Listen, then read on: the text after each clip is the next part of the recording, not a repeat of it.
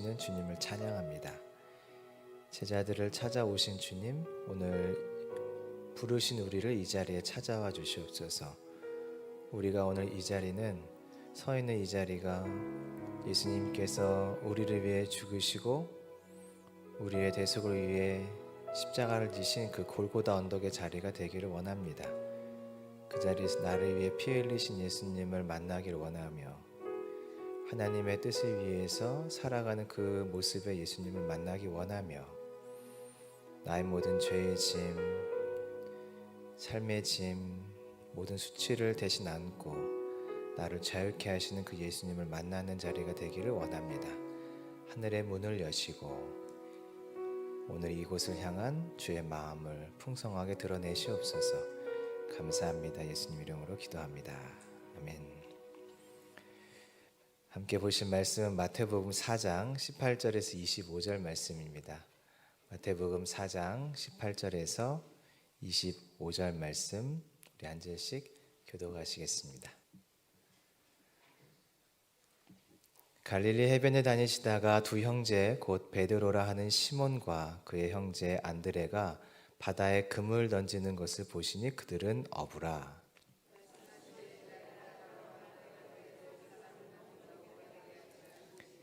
그들이 곧 그물을 버려두고 예수를 따르니라.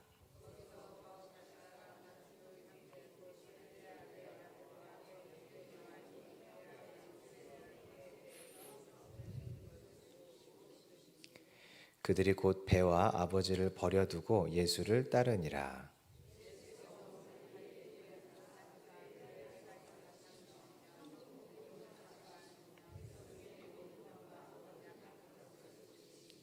그의 소문이 온 수리아에 퍼진지라. 사람들이 모든 앓는 자 곧 각종 병에 걸려서 고통당하는 자, 귀신 들린 자, 간질하는 자, 중풍병자들을 데려오니 그들을 고치시더라. 갈릴리와 데가볼리와 예루살렘과 유대와 요단강 건너편에서 수많은 무리가 따르니라. 아멘. 오늘은 예수님께서 제자들을 부르고 계신 장면입니다. 이 장면 통해서 본문이 우리에게 두 가지를 말씀해주고 있는데요. 첫째는 주님을 따르는 이 동행은 주님의 찾아오심으로 가능하다라는 것입니다. 주님께서 제자들을 부르시죠. 나를 따르라 이렇게 말씀하십니다. 제자들이 주님을 따라가지만 동행은, 그러니까 주님을 끝까지 따라가는 것은 그 순종의 힘으로 이루어지지 않습니다. 동행은 주님의 반복적인 찾아오심, 제자들을 부를 때 찾아오신 것처럼 반복적으로 찾아오시는 주님과의 만남으로 그 동행이 이루어지죠. 무리도 동일하게 예수님을 따랐습니다. 제자들도 예수님을 동일하게 따랐죠. 차이가 있다면 정도의 차이, 어떤 사람은 삶을 전적으로 다 드렸고 어떤 사람은 밤에는 집에 가는 정도, 아침엔 또 주님을 찾아오고, 무리들과 제자들이 동일하게 주님을 따랐는데 그들이 주님을 따르면서 동일하게 또 다른 생각들을 했죠. 세상에 대한 욕심을 구하고 결국 예수님을 십자가에 들어가실 때 그를 떠났죠. 그런데 신기한 것은 무리와 제자들이 둘 다 주님을 따랐다가 주님을 버렸음에도 불구하고 주님께 돌아오는 속도가 서로 다릅니다. 무리와 제자들이 주께 돌아오는 속도가 다르죠. 제자들이 훨씬 빨리 돌아옵니다. 이유가 무엇일까? 잘 살펴보니까 주님이 제자들을 먼저 찾아가셨기 때문에 그렇습니다. 그러니까 우리가 끝까지 주님을 쫓아가는, 따르라고 하는 그 부르심을 어떻게 순종하면서 살아갈 것인가는 내게 있는 어떤 힘으로 가능한 것이 아니라 나를 찾아와서 다시 나를 부르시고 나를 부르심의 자리를 세우기에 나를 찾아오시는 그 예수님과의 만남의 힘 때문에 우리가 제자의 길을 걸어갈 수 있다. 이것을 오늘 본문이 우리에게 보여주고 있죠. 또 한 가지는 주님이 그래서 제자들을 불러서 알려주고 싶으신 것이 무엇이었는가인데요. 그것은 하나님 나라의 실제입니다. 하나님 나라는 이론이 아니라 이론을 넘은 실제이죠. 복음은 지식의 말씀이지만 동시에 내 삶에는 자유를 가져오는, 실제적인 자유를 가져오는 능력이 있는 말씀이죠. 예수님께서 제자들에게 이것을 알려주고 싶으셨어요. 그래서 오늘 본문에 보니까 사람을 고치고 귀신을 떠나보내는 일을 통해서 하나님 나라가 자유를 주는 것인데 진짜다. 너희들 봐라, 진짜다, 이것이 사실이다라는 것을 사람들에게 보여주는 것이죠. 특별히 제자들에게 이것을 보여주기를 원하셨습니다. 우리가 알고 있는 이 복음, 또 우리가 따라가는 그 예수님을 통한 천국 복음은 우리에게 실제로 삶의 변화를 가져옵니다. 더 나아지는 삶을 넘어서 성경에서는 자유를 주는 것, 갇힌 자에게 자유를, 눈먼 자에게는 보게 함을, 그리고 포로된 자에게는 자유를, 가난한 자에게는 복음을 준다고 하는 그 실제적인 역사가 우리 가운데 일어납니다. 오늘 이 말씀을 통해서 우리가 부름받은 자이기 때문에 그 길을 예수님과의 만남을 통해 잘 걸어갈 수 있기를 소망합니다. 또한 그 길을 걸어갈 때 이 복음이 이론이 아니라 실제이며 사실이며 참 자유를 주는 것임을 알고 또 사용하고 나타내고 또 경험할 수 있는 은혜가 있기를 소망합니다. 자, 18절 보시죠. 예수님께서 갈릴리 해변을 다니시다가 두 형제 곧 베드로라고 하는 시몬과 형제 안드레를 보셨습니다. 그들이 바다에 있었죠. 그물을 던지고 있었습니다. 직업이 어부네요. 갈릴리 주변에는 항구가 참 많이 있었습니다. 이곳에 가면 항상 이 어업을 통해서 생계를 꾸려나가는 사람들을 만날 수 있었죠. 그 중에 그 많은 사람들 중에서 예수님께서 두 사람을 보셨어요. 베드로와 안드레에게 집중을 하신 것이죠. 뭐 그 사람들만 있는 곳에 가셨을 수 있겠지만 그들이 고기 잡고 있다면 다른 사람들도 그 자리에 있었겠죠. 근데 예수님께서 베드로와 안드레 두 사람에게 시선을 집중합니다. 19절. 그들을 보시고는 말씀하시네요. 나를 따라오라. 내 뒤로 와라. 이리로 와서 내 뒤를 따르라. 이런 말입니다. 내 뒤를 따라오라. 그런데 신기한 것이 있는데 이 말씀하실 때 내가 누군지 설명을 안 하세요. 내가 누군지 설명을 하지 않고 나를 따르라. 나를 따라오면 된다. 그럼 내가 너희들에게 사람을 낚는 어부가 되게 해줄게 라고 말씀하시죠. 만약에 누군가가 여러분을 찾아오셔서 저한테 투자를 좀 하세요. 그러면 제가 2배, 3배를 불려드리겠습니다. 그러면 여러분이 바로 은행에서 인출해서 돈을 맡기시나요? 그렇지 않죠. 말한 사람이 누구인가 일단 확인하시겠죠. 저 사람은 신뢰할 만한 사람인가? 저 사람에게 내가 이것을 맡겼을 때 정말 그런 좋은 결과가 나올 수 있는 어떤 근거들을 갖고 있는가? 뭐 경력들이 있는가는 그 사람에 대한 신뢰가 있어야 그 사람의 말을 따를 수 있지 않습니까? 예수님이 나를 따르라. 그래, 나를 따라오면 내가 사람을 낚는 어부가 되게 해줄게. 이렇게 말씀하시고 내가 누구인지 설명을 하지 않으세요. 아마 이 지역에 있는 사람들이 예수님에 대해서 소문을 듣고 어느 정도 알고 있었던 것 같아요. 그러니까 이런 질문이 나오지 않죠. 당신이 누군데요? 사람을 낚는 어부가 되게 한다고요? 그런 능력이 있습니까? 이런 질문을 하지 않고 예수님이 말씀하시자 신기한 일이 일어나죠. 20절. 베드로와 안드레가 예수님을 따라갑니다. 누군지 확인도 안 했는데 능력이 있는가 없는가, 따라갈 만한 사람인가 아닌가, 그리고 정말 사람을 낚는 일이 뭔지도 모르는데 그 일을 가능케 한다고 하는 그 말을 듣고 따라가죠. 그때 이들이 그물을 버리고 예수님을 따릅니다. 여기서 버린다는 것은 예수님의 세례 요한에게 이제 세례를 허락하라 할 때 이 허락하라라는 말과 똑같은 것이에요. 이 허락하라라는 이 단어는 너의 생각은 포기해라. 너의 생각은 버리고 이제 나의 생각, 하나님의 생각으로 좀 기준을 바꿔라. 너의 생각은 버리고 새로운 기준으로 다시 생각해라. 다시 생각해라. 다시 한번 돌아봐라. 이게 이제 허락하라는 뜻이죠. 그러니까 여기서 제자들이 그물을 버렸다는 것은 자신의 삶에 대해서 다시 한번 생각했다는 뜻이에요. 기준을 바꿔서 다시 생각하다, 기준을 바꾸어 다시 고민하다, 하나님의 기준으로 다시 결정하다, 하나님의 기준으로 나를 바꿔가다, 이런 뜻이 있는 것이죠. 그물을 버려두고, 그러니까 제자들이 예수님의 요청을 기준으로 자기의 삶을 다시 정하기 시작했어요. 예수님의 말을 근거로 해서 자신의 삶의 방향을 어떻게 해야 되는가를 다시 생각하게 된 거죠. 그러자 다시 하나님의 기준, 예수님의 말의 기준으로 자기의 삶을 돌아보니까 어떤 결정을 내리게 되냐면, 저분 따라가자, 이제 그물 필요 없다, 저분 따라가자 결정을 할 수 있었던 것이에요. 이게 신앙생활입니다. 신앙생활이라는 것은 다시 생각하는 것이에요. 기준점을 바꾸어서 다시 생각하는 것이죠. 하나님을 기준으로, 예수님을 기준으로, 그분의 말씀을 기준으로 다시 생각하는 것, 이것이 신앙생활이죠.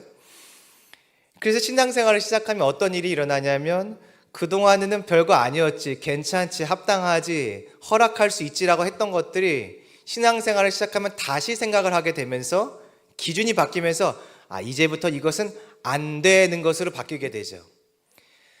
반대도 있죠. 그동안에는 안 되는 것이었고 하면 안 되는 것이었고 그럴 필요 없는 것이었는데 신앙생활을 하기 시작하면 기준이 말씀으로 하나님으로 바뀌니까 이제부터 어떤 것은 꼭 해야 돼, 어떤 것은 하지 않으면 안 돼. 주일 성수 같은 거 예를 들 수가 있겠죠. 주일에 원래는 놀러 가는 날이었다면 예수님을 믿은 다음부터는 기준이 바뀌니까 주일에는 주님께 나와서 예배 드리는 날, 주님께 나의 삶을 드리고 그분과 깊은 교제로 가는 날로 바뀌게 되는 것이죠. 나가는 날이 예수님을 만나고 나면 남아있고 지역에 남아있고 교회에 남아있어야 되는 날로 바뀌는 것이죠. 신앙생활이라는 건 이처럼 기준을 바꿔서 다시 생각하는 것, 기준점을 바꿔서 다시 결정하는 것을 말합니다. 이 예수님을 만났던 베드로와 안드레가 이 결정을 해야 하는 순간에 맞닥뜨리게 된 것이에요. 그의 말을 따라서 기준을 바꾸어 다시 결정하고 다시 생각해야 되는 자리에 오게 된 것이죠. 근데 신기한 것은 이 베드로와 안드레가 그 말을 그대로 받고 순복해 버립니다. 평생 어업을 하면서 생활을 해왔습니다. 근데 그 일을 어떻게 여러분 한순간에 정리를 하겠어요? 이런 인생의 중대한 결정이라면 최소한 가족과 상의는 좀 해야겠죠. 결혼을 했다면 부부간에 상의를 해야 될 것이고, 자녀들과도 좀 이해를 하고 설득할 수 있는 시간을 가져야 될 것이고, 결혼을 안 했다고 마음대로 막 나가나요? 그거 아니잖아요. 부모님과 이야기하고 결정해야 될 부분인데 어찌된 일인지 기준이 바뀌어버리니까 더 이상 고민하지를 않아요. 내가 어떻게 살아갈 것인가, 이렇게 해도 되는가 마는가, 그런 고민을 하지 않고 그냥 그대로 결정해서 나가죠.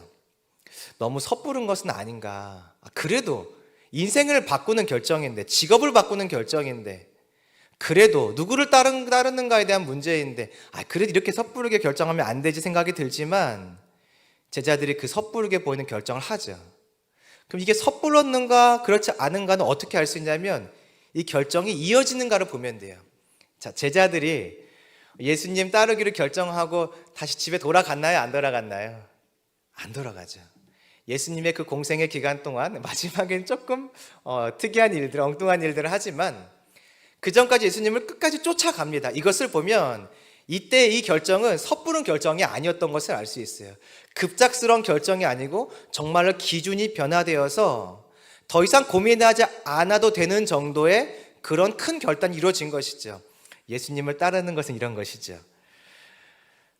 함께 동행한다는 것은 이제 기준을 바꾸고 그분을 온전히 따라가는 것을 말합니다. 예수님에게 이제 친구가 생겼어요. 함께 동행할 수 있는 사람, 함께 그 길을 같이 갈 수 있는 사람, 하나님이 보여주신 길을 내가 걷고 내 뒤를 동일하게 보며 따라올 수 있는 사람이 생겼습니다. 행복하죠? 여기서 예수님 멈추지 않습니다. 자, 21절입니다. 한번 같이 읽어보실까요? 시작.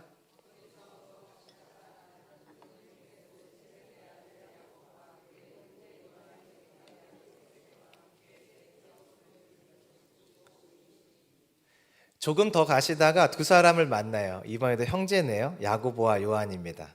또 그물 입는 것을 보셨어요. 그리고 부르십니다. 이번엔 좀 달라요. 아버지와 함께 있던 자. 이 아버지와 함께 있던 자라는 것은 아버지의 길을 따라가던 자를 말합니다. 그러니까 아버지가 어부였으면 자녀가 아버지의 길을 따라가니까 당연히 아버지의 길을 따라서 어부를 하겠죠. 아버지의 생각을 따라가는 사람입니다. 아버지가 어떻게 생각하는지, 어떻게 판단하는지를 알고 그분의 기준, 아버지의 생각의 기준, 아버지의 가치관의 기준을 따라 살아가는 자들이 바로 여기에 있는 야고보와 요한이죠. 아버지와 함께 있던 그들을 예수님이 다시 부르세요. 그리고 또 이렇게 말씀하시죠. 나를 따라라. 내가 사람을 낚는 어부가 되게 하리라. 그 결과가 22절입니다. 그들이 곧 배와 아버지를 버려두고 예수를 따르니라. 또 신기한 일이 일어났어요. 듣자마자 곧장 따라갑니다. 예수님을 따라가요. 분명히 아버지를 따라 지금까지 살았어요. 아버지의 기준이 내 기준이에요. 아버지가 보는 것처럼 나도 보고, 아버지가 생각하는 것처럼 나도 생각을 합니다. 이렇게 평생을 살아왔어요. 그런데 예수님을 찾아오니까 다시 생각하는 시간이 들어왔어요. 다시 기준을 바꾸어서 결정해야 되는 순간이 온 것이죠. 그때 이 제자들이 아니죠. 이 두 사람이 내 앞에 계신 예수님, 내게 말하는 그 예수님의 말을 곧장 나의 삶의 기준으로 바꿔버려요. 분명히 옆에 아버지가 있습니다. 아버지가 내 인생의 기준이죠. 그런데 지금 막 나를 찾아오신 그 예수님을 나의 삶의 기준으로 바꿔버리는 것이에요. 다시 생각했습니다. 다시 결정하고 이제 그동안 아버지를 따랐던 그 길을 포기하죠. 내려놓습니다. 예수님을 따라가죠. 요한과 야고보가 아버지께 말합니다. 아버지, 저희 갈게요. 아버지가 얼마나 황당하겠어요. 뭐 어딜 가냐? 야, 지금 어딜 가 지금 이래야 되는데 저희 사람 낚는 어부 될 거예요. 헛소리 그만해라. 거기 그물 찢어진 거 보이지? 그거나 잘 지금 고쳐봐. 요즘에 계속 그쪽으로 고기가 빠지더라. 잘해 하고 있는데 다시 말합니다. 아버지, 저희 간다고요. 무슨 소리 하는 거야 저희들 지금. 예수님이 우리 부르셨어요. 우리 갑니다. 이 제자의 길을 걸어가는 이 두 사람의 상황을 생각해보면 말이 안 돼요. 그런데 아버지가 야 정신 차려 하는 순간에 이미 벌써 따라가고 있어요. 예수님과 함께 그 두 아들이 동행하고 있는 것이죠.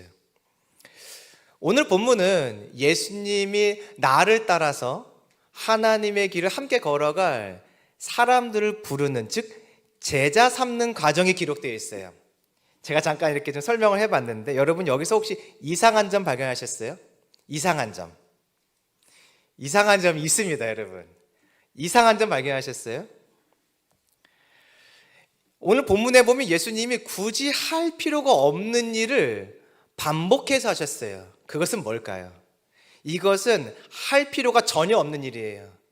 우리가 예수님의 삶을 돌아보면 전혀 할 필요가 없는 그 일을 예수님이 지금 반복해서 2번 하셨어요. 무엇일까요? 사람을 찾아갈 필요가 없다는 것이에요. 예수님 주위에는 항상 사람이 있습니다. 예수님이 저 여기 왔습니다.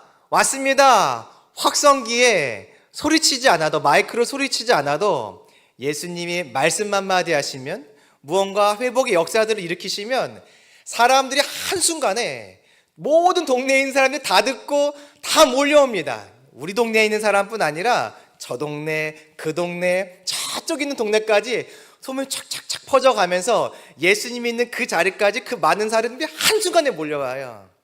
자, 예수님은 시간이 정해져 있습니다. 사역할 시간이 정해져 있어요. 때가 되면 십자가에 죽고 부활하신 후에 승천하시죠. 예수님은 시간이 없는 분이에요. 시간 없어요.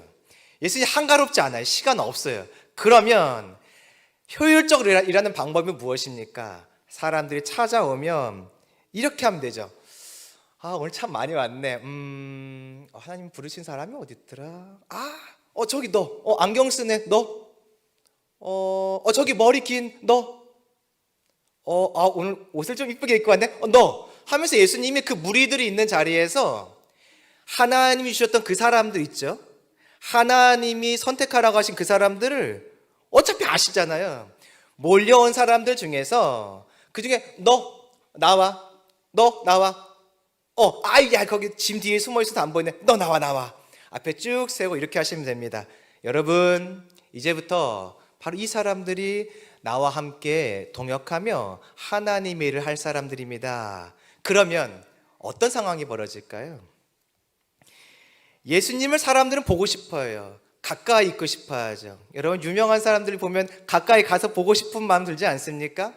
뭔가 내가 존경하는 사람 만나면 같이 밥 한 끼라도 먹고 싶어 보고 얘기라도 한번 해보고 싶은 마음이 들죠.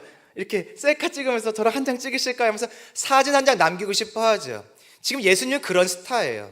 수많은 무리들이 어떻게 하면 예수님 한 번 더 만나볼까? 가까이 가볼까? 말이라도 좀 건네볼까? 눈썹은 어떻게 생겼지? 머리 모양은 어떻지? 가까이서 한 번 더 보고 싶은 분이 예수님이에요. 근데 예수님이 그 중에 12사람을 다 고르는 것이에요. 그래서 사람들이 어떻게 하겠어요? 와, 저 사람들 뽑혔어. 저 어부, 야, 뽑혔어. 저 예수님과 함께 다니는데 앞으로. 야, 예수님이 어떻게 나는 왜 안 뽑지? 저 사람만 왜? 어차피 이 무리들은요, 예수님이 가는 곳마다 쫓아다닐 것이에요.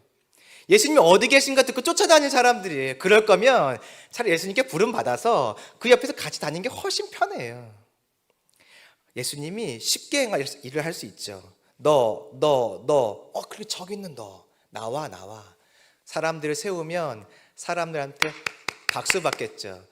세워진 제자들의 위엄이 얼마나 높아질까요, 여러분? 예수님이 인사시킵니다. 여러분 인사하세요. 이제 여러분이 저와 함께 다닐 12명입니다. 인사하면 사람들이 막 박수 치겠죠. 그런 영광스러운 일, 사람들이 권위를 부여할 수 있는 일, 사람들에게 자신의 사역을 알릴 수 있는 일, 이 제자들의 권세를 높이 세울 수 있는 그 일이 있음에도 불구하고 예수님이 굳이 그 바쁜 시간을 쪼개서 시한부 인생처럼 정해져 있는 그 기간을 살아가는 예수님이 바쁜 시간을 쪼개서 한 사람 한 사람 찾아가는 이 일은 쓸데없는 일이에요. 그렇게 안 해도 무리 중에서 12명 찾아내는 건 예수님에게 일도 아니죠. 그런데 예수님이 직접 찾아가셔서 일터의 현장에 있는 사람들을 불러내세요. 직접 찾아가셔서 한 사람 똑같은 말 반복하십니다. 나를 따르라. 사람 낚는 어부게 되게 할게. 이 말을 반복하시면서 직접 사람을 찾으세요. 왜요, 여러분? 왜? 안 그래도 된다니까요. 왜 그렇게 하시죠? 이유는 직접 제자 훈련, 즉 양육하길 원하셨기 때문입니다. 이런 뜻인 거죠. 내가 너를 책임지고 양육할 거야. 이것이 당시에 교사가 제자를 삼는 방식이죠. 내가 너를 책임지고 양육할 거야. 내가 너를 책임지고 가르칠 거야. 그러니까 나를 따라와. 예수님이 이 마음을 나타내시려고 무리 중에 사람을 선택하신 것이 아니라 직접 찾아가셔서 한 사람 한 사람 그들을 부르신 것입니다.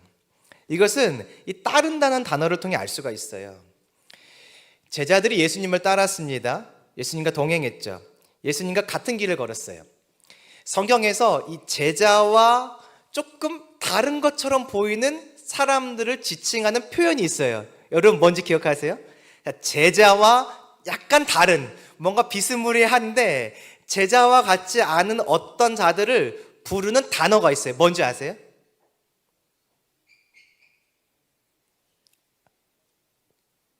아시는데 말씀 안 하시는 거죠? 산상순 마태복음 5장에 보니까 무리가 예수님을 찾아왔죠. 예수님의 산 위에 올라가서 앉으시니 누가 그 앞에 나옵니까? 제자들이 나와요. 그래서 제자와 비스무리한데 뭔가 다른 자들을 성경은 뭐라고 말하냐면 무리들이라고 말해요. 보통은 이걸 비교해서 제자와 무리를 구분해서 제자는 주님을 쫓아가는 자, 무리는 조금 다른 자, 약간 뭔가 영적으로 좀 어둡고 뭔가 좋은 것만 쫓아다니는 사람처럼 그리고 있는데 성경에서는요, 제자들이 예수님을 따랐다는 이 표현과 무리들이 예수님을 따랐다고 하는 그 표현이 같아요. 그러니까 제자들만 어떤 특별한 따름을 하고 무리들은 영적으로 어두운 그런 모습만 가지고 주님을 따랐다는 것이 아니에요. 이 두 표현이 같아요.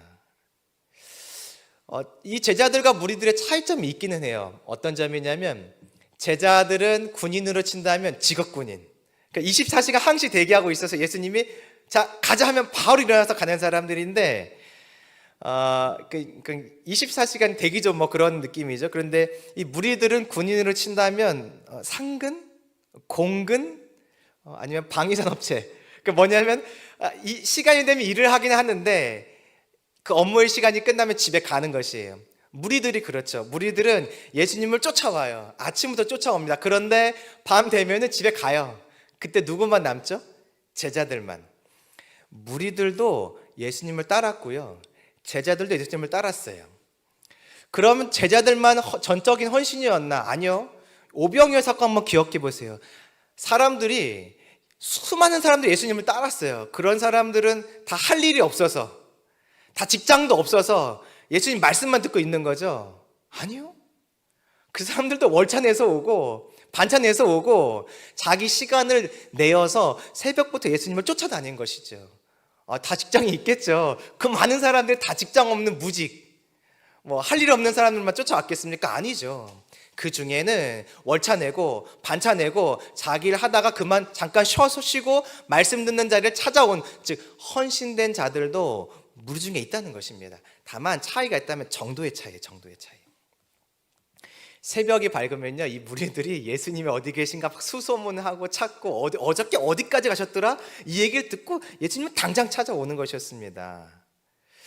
그럼 이 제자들과 무리들은 정말 또 비교되는 특별한 사람들이 제자들만인가? 아니요, 그렇지 않아요. 제자들 예수님 따를 때 항상 주님의 나라만 생각했죠. 아니었어요. 누가 예수님 오른팔 될까 왼팔 될까 생각했어요. 무리들도 그랬잖아요. 예수님께 뭐 더 얻어먹을 수 있을까? 저분께 무엇을 더 얻을 수 있을까? 보니까 제자도 따랐고 무리도 따랐는데 제자만 그렇게 특별하지는 않았어요. 그러면 한 가지만 더 볼까요? 십자가의 그 죽음의 사건에서 제자들은 예수님께 부름받은 제자들이니까 특별해서 마지막까지 그 십자가를 쫓아가며 예수님을 쫓아가며 예수님의 죽음의 자리를 지켰죠. 12명이. 무리들은 당연히 무리니까 떠났을 것이고 제자들은 끝까지 남아서 그 자리를 지켰죠. 아니었어요. 제자가 예수님을 따랐고 무리가 예수님을 따랐는데 제자도 예수님 떠나고 무리도 예수님 떠납니다. 그럼 도대체 차이가 뭐예요, 여러분? 차이가 무리나 제자나 차이가 뭘까요? 차이가 한 가지가 있어요. 그들의 차이가 아니에요. 무리와 제자의 차이가 아니에요. 무리와 제자를 대하시는 예수님의 차이가 있어요.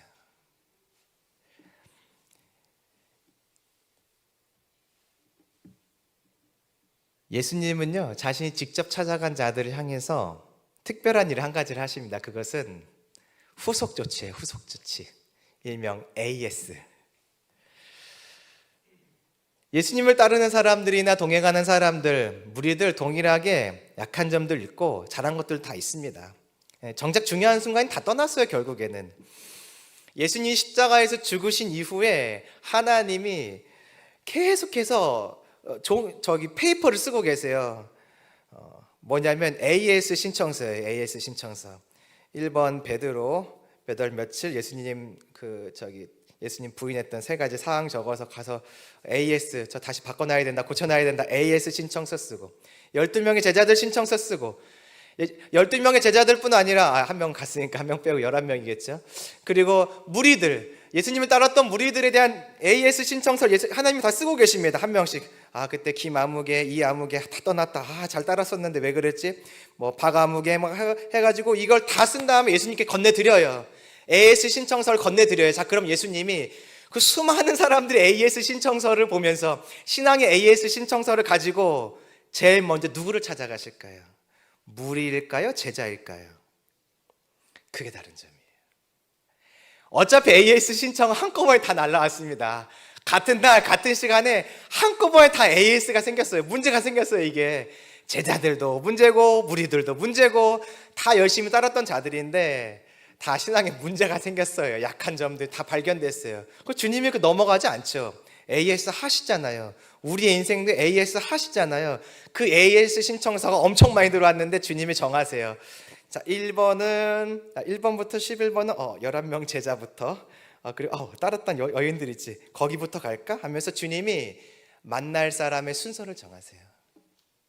만날 사람의 때를 정하세요. 그때 앞서 있는 사람들이 누구냐면 제자들인 것이에요. 주님이 왜 제자들을 선택하셨을까? 여기 이유가 있어요. 양육하시고 가르치고 세우기로 주님이 결정한 것을 보여주기 위함이에요. 내가 너희 선택했지? 내 끝까지 책임질게. 내가 너희를 선택했거든? 내 끝까지 책임질게. 제자와 무리의 자기들의 차이가 아니에요. 그들을 대하시는 예수님의 차이가 있어요. AS의 반응 속도입니다. AS 속도가 완전 달라요. 주님은 제자를 세운 자들, 1대1로 만난 자들, 내가 직접 찾아가서 부른 자들은 문제가 생기면 당장 달려가세요. 가셔서 AS 신청서대로 하나하나 고쳐가기 시작합니다. 가르쳐주고 다시 세워가기 시작하세요. 제자들이 예수님을 쫓아갑니다. 따라갑니다. 그런데 제자들의 성장하는데 한계가 있어요. 내 능력의 한계가 있어요. 내 지혜의 한계가 있어요. 내 힘의 한계가 있어요. 순종 너무 어렵죠. 순종의 한계가 있어요. 그런데 그 한계를 넘어서게 하는 방법이 있어요. 다그치는 것, 혼낸 것일 수 있지만 예수님이 선택하신 방법은 무엇이냐면 내가 직접 찾아가는 것이에요. 다시 만나주시는 것이죠. 1대1로 또는 소그룹으로 직접 찾아가셔서 고쳐주시며 사람들의 신앙이 회복되도록, 이 제자들이 제자의 길을 걸어갈 수 있도록, 예수님을 따라가는 그 길에 설 수 있도록 주님이 행하시는 것이죠. 우리가 다 주님께 부름받은 제자 아닙니까? 우리 중에는 아마 차이들이 있을 거예요. 저 권사님은 참 순종을 잘하셔. 이 집사님은 무얼 잘하셔.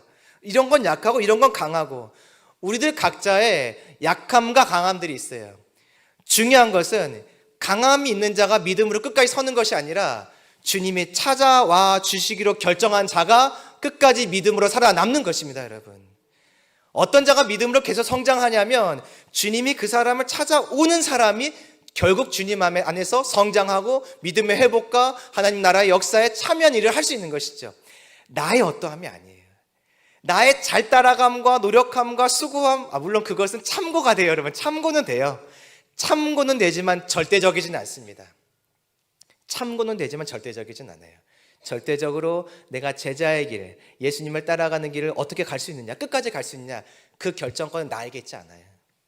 나를 찾아오시는 예수님의 마음, 예수님의 결정에 달려있는 것이죠. 그러므로 오늘 우리가 예수님을 따라가는 이 길이 험하고 어렵고 넘어질 때도 있고 힘들 때도 있죠. 그럼 여러분, 이때 우리가 무엇을 기도해야 될까요?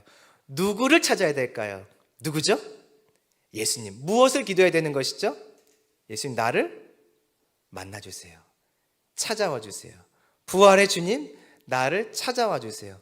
오늘 나를 만나주세요. 나를 붙잡아 주세요. 그때 내가 부름받은 제자의 길을 가다가 멈춰섰던 나의 길이 다시 열리고, 나의 발이 다시 힘을 얻어 걸어갈 수 있는 능력이 생기고, 나의 눈이 다시 예수님 한 분을 바라보며 그분의 시선에 집중하여 그분과 함께 그 길을 걸어가고 함께 그것을 보고, 나의 손에 능력이 임하여 권능이 임하여 그분이 하신 것을 나 동일하게 행하는 그 길을 걸어갈 수 있게 되는 것이죠. 여러분 안에 혹시 낙심함이 있습니까? 주님을 향해 나아가는 이거 진짜 어렵다, 안 된다, 어떤 그런 막힘이 있으십니까? 나 넘어졌는데 또 넘어졌는데 그런 마음의 불편함이 있으세요? 그럼 오늘 이거 구하시면 됩니다. 주님, 나를 찾아와 주세요. 오셨다 등만 치고 걸어가시면 안 되고요, 어깨만 두드리고 가시면 안 되고요, 나를 만나주세요. 오늘 이 자리에서 나를 만나주세요. 주님의 AS 난 지금 기다리고 있습니다. AS 1번 납니다.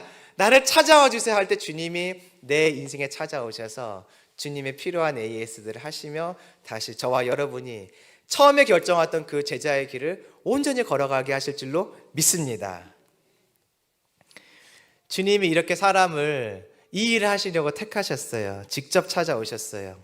그럼 이제 직접 찾아와서 그들을 부르신 주님이 먼저 하신 것 두 가지인데요, 그것은 이론 교육과 체험 학습이에요. 이론 교육과 현장 학습이죠. 자, 23절 보실까요? 같이 읽어보겠습니다. 시작.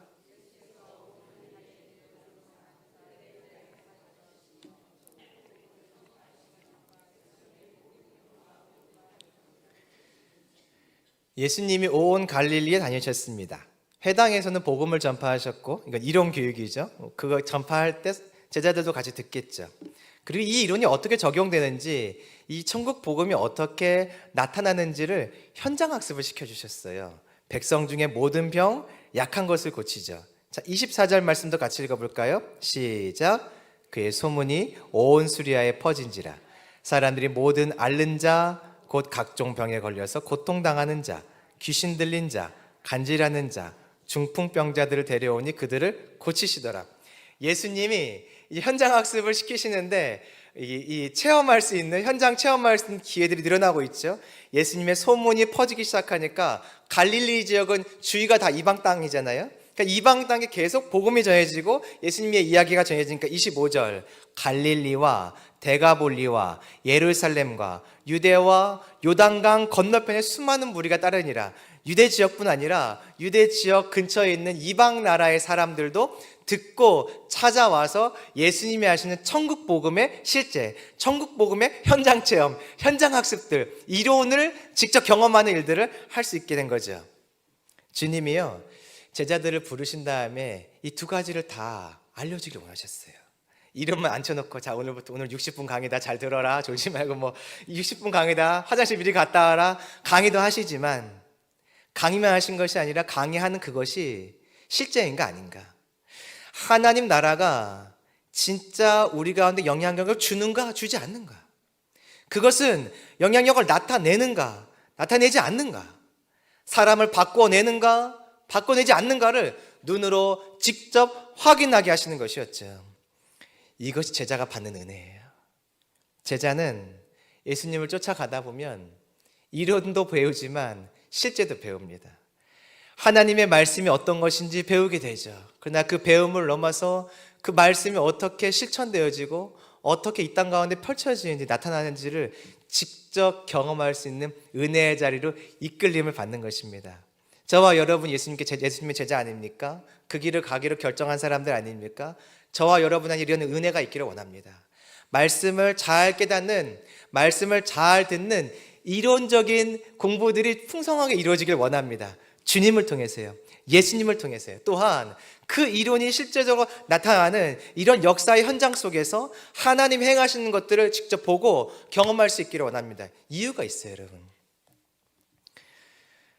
나한테 실제이지 않은 복음은 다른 사람에게도 실제일 수가 없어요. 나한테 사실인지 않은 복음은 다른 사람에게도 사실일 수가 없어요. 왜냐하면 내가 전하지만 확신이 없기 때문에. 내가 경험하고 확신한 것이 있다면 누군가한테 얘기할 수 있겠죠. 저 집 가봐라 진짜 맛있다. 뭐 군산에는 이성당이란 빵집인데 거기 진짜 맛있다더라 가봐라. 여러분 유튜브 보고 뭐 블로그 보고 말합니까? 먹어본 사람이, 맛본 사람이 말할 수 있죠. 가봐라 정말 좋아, 가면 정말 좋은 것들을 먹을 수 있어. 하나님 나라가 실제인가 아닌가를 경험하고 맛본 사람이 다른 사람에게 그것을 강력하게 말할 수 있어요. 내가 하나님 나라를 통해서 경험하고 복음을 통해서 내가 변화를 못 겪었는데 어떻게 그 변화의 자리로 들어가라고 누군가한테 말할 수 있겠습니까? 예수님은 이 제자들을 부르시고 그 경험들을 하길 원하셨던 것이에요. 산상수훈에서는 끊임없이 이론을 가르치시지만 이론과 함께 이 이론이 적용되는 실제들을 경험케 하시는 것이죠. 저와 여러분 안에 하나님이 허락하시는 하나님 나라의 천국 복음의 이론과 실제가 함께 경험되어지길 원합니다. 예수님을 통해서 우리가 그 가르침을 받기를 원합니다. 그 자리에 예수님은 제자들을 부르셨어요. 우리가 오늘 제자로 부름받아 이 길을 걸어가고 있다면 여러분 복인 줄 믿으시기 바랍니다. 모두에게 이 은혜가 허락되지가 않습니다. 모두가 얻고 싶다고 얻을 수 있는 것이 아니죠. 찾아온 자, 예수님이 찾아와 만나준 자에게 하나님은 끊임없는 AS, 양육, 그리고 하나님 나라의 복음의 실제와 이론들을 가르쳐 주시며 결국 주님의 길을 따라갈 수 있도록 은혜를 베풀어 주시는 것입니다. 오늘 우리가 같이 기도할 제목이 있습니다. 그래서 오늘 우리가 이 기도를 좀 했으면 좋겠어요. 주님, 나를 찾아와 주세요. 오늘 나를 좀 와서 만나주세요. 나의 인생에 AS가 정말 필요합니다. 나 지금 하자가 좀 났어요. 생각의 하자, 마음의 하자, 어떤 순종의 하자, 결정의 하자, 판단의 하자. 주님, 나 이렇게 하자가 많이 발생했죠. 근데 하자 발생한 거 그냥 놔두면 안 되잖아요. 더 망가지니까, 버려지니까. 주님, 지금 찾아와서 AS 좀 해주세요. AS 좀 해주세요.